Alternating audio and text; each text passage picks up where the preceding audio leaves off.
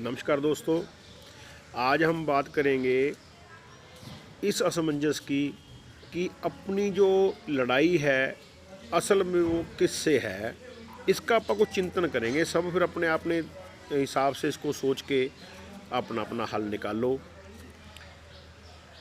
दोस्तों बात ये है कि ਆਪਾਂ लोग बहुत कन्फ्यूजन में रहते हैं कि एक्चुअल में ये धर्म की बात होती है, अभी ये धर्म से लड़ाई है, फ़लाँ मुस्लिम है, फ़लाँ सिख है, फ़लाँ हिंदू है, मुस्लिम हिंदू से लड़ता है, हिंदू मुस्लिम से लड़ता है, या सिख लड़ता है, या फ़लाँ है।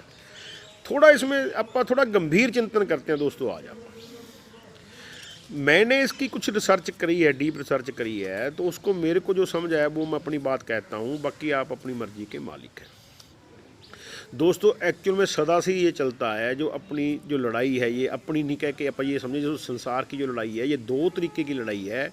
एक तरफ तो जो है नेगेटिविटी है और एक तरफ पॉजिटिविटी है। असली शब्दों में अगर आप अपने आज के शब्दों में कहें तो बात ये है कि एक तरफ तो क्रिमिनल हैं और दूसरी तरफ शांत रहने वाले लोग हैं। लड़ाई इन दोनों में ही है। अब यही लड़ाई कैसे आगे बढ़ती है आप ये देखें। जो गुंडई किस्म के जो क्रिमिनल लोग हैं दोस्तों, ये लोग जब कानून और धर्म के कानून के डर से, जब इनको कानून डिफ़ाइन है, क्योंकि डिफ़ाइन होने के कारण उसमें धारा में ये आ जाते हैं, कुछ वो धारा में आके अंदर हो भी जाते हैं, लेकिन ज़्यादातर जो लोग हैं वो लोग फिर धर्म का चोला ओढ़ लेते हैं। जो क्रिमिनल लोग हैं, क्रिमिनल और शांत लोगों की लड़ाई सदा से रहेगी। जो क्रिमिनल लोग हैं वो संगठित भी हैं, उनको अपनी एजेंडे के कारण उसको टेक्निक है, वो बोल्ड भी हैं अपना उस करने के लिए, वो वजिद हैं, यानी कि बोल्ड की बजाय भी उसको अगर मैं सही शब्द बताऊं तो वो अपने मिशन में वजिद हैं, कमिटेड हैं अपने मिशन में। वो लोग फिर धर्म का चोला ओढ़ लेते हैं। जब धर्म का चोला ओढ़ लेते हैं तो बहुत से जो जाने अनजाने में लोग हैं उनके साथ वैसे ही जुट जाते हैं जिनकी उनको ज़रूरत है। अब जब धर्म का चोला ओढ़ के एक इसमें कॉकटेल और बनती है, एक इसमें और मिक्स होता है, वो मिक्सिंग होती है इसमें स्वार्थी लोगों की। जो मौका परस्त लोग हैं वो देखते हैं अपना फ़ायदा किधर में है। जब उसका ग्रुप होता है उस ग्रुप का वो फ़ायदा उठाना चाहते हैं, उनसे फ़ायदा लेते भी हैं। वो अपने स्वार्थ के चलते उनके द्वारा फैलाए हुए झूठ को वो जो स्वार्थी लोग हैं वो सच बना देते हैं। जो समाज में वो धारणा, जो गुंडे लोग हैं वो अपनी धारणा छोड़ते हैं भी ये मुद्दा है जी, मुद्दा ना भी हो उसको मुद्दा बनाते हैं। जब ये मुद्दा बना के धारणा को वो बाज़ार में फेंकते हैं तो वो जो स्वार्थी लोग हैं उसको अपने लालच के कारण उसको उसमें साथ लग जाते हैं, जो झूठ को सच बना देते हैं। अब ये शुरू होता है पूरे असमंजस का खेल। उस असमंजस में कौन फंसते हैं? जो अपने आम लोग हैं। भाई ये तो धर्म की बात है, ठीक है, इसमें ऐसा नहीं है। एक्चुअल में वो बात धर्म की है ही नहीं। गुंडे ने अपना काम करना है, उसको कुछ भी बंद कर दो फिर भी वो अपना काम करेगा। या फिर जो दूसरे लोग पढ़ते हैं, कुछ सेकुलर बन जाते हैं, कुछ सेकुलर सच में सेकुलर बनना चाहते हैं, वो कहते हैं नहीं नहीं ये तो यार सब धर्म एक से हैं, फलां है। वो उसकी बीच की बात को क्लियर होने ही नहीं देते। हालांकि जब धर्म युद्ध होगा तो कोई तटस्थ नहीं रह सकता। अगर तटस्थ रहेगा भी ना तो उस तटस्थता का उसका जिसको फ़ायदा होगा, अगर अधर्म को फ़ायदा हो रहा है तो उसकी चाल अधर्म में गिनी जाएगी, उसकी वोट किसी न किसी की तरफ तो गिनी जानी है। यानी रामधारी सिंह दिनकर की जो कविता की दो लाइनें थी, वो जिसको कहते हैं समर शेष है नहीं पाप का भागी केवल व्याध, समय लिखेगा जो तटस्थ थे उनके भी अपराध। तो जो इसमें न्यूट्रल नहीं दोस्तों रह सकता कोई। जैसे ये महाभारत काल से चला आ रहा है, जैसे दुर्योधन था वो नेगेटिविटी वाला था, यहाँ पर उसको आज के संदर्भ में गुंडई वाला आप कह दें।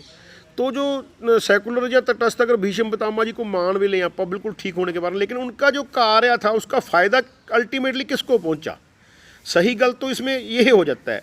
उसका फ़ायदा अल्टीमेटली लड़ाई की लंबी खिंचना, या उसकी लड़ाई अगर दुर्योधन को अगर भीष्म पितामह का बल ना होता या जोर ना होता तो शायद वो युद्ध ना होता, वो पहले ही हार जाता।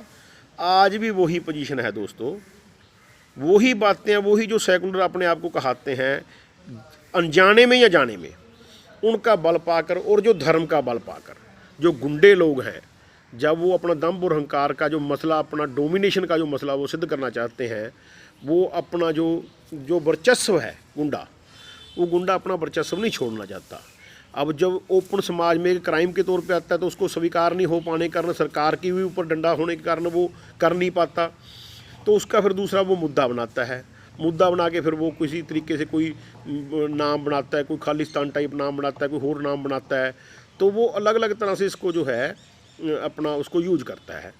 आप देख लेंगे समाज में ऐसी जो दूसरे लोग हैं वो जाने चाहे अनजाने में हाँ मौका परस्त जो स्वार्थी लोग हैं वो इस अपने लालच के कारण भी अपने को इसमें फ़ायदा है, तो ये कॉकटेल ऐसी बन जाती है जिसको समाज जो है अलग नहीं कर पाता।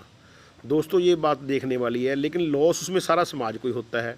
अब आप कहें हिंदू को सिख से झगड़ा है या सिख को हिंदू से, ऐसा नहीं है। ये उसी कॉकटेल का नतीजा है जो सबको भरमाई रखती है। हिंदू को मुस्लिम से, मुस्लिम को हिंदू से नहीं है। हाँ एक बात ज़रूर है, ये गुंडई लोगों को कौन से लोग ज़्यादा आसरा देते हैं ये बात तो देखनी पड़ेगी। अब इसमें ये भी देख सकते हैं अपन भी, फलां समुदाय गुंडई लोगों को ज़्यादा आसरा देता है, फलां समुदाय कम देता है।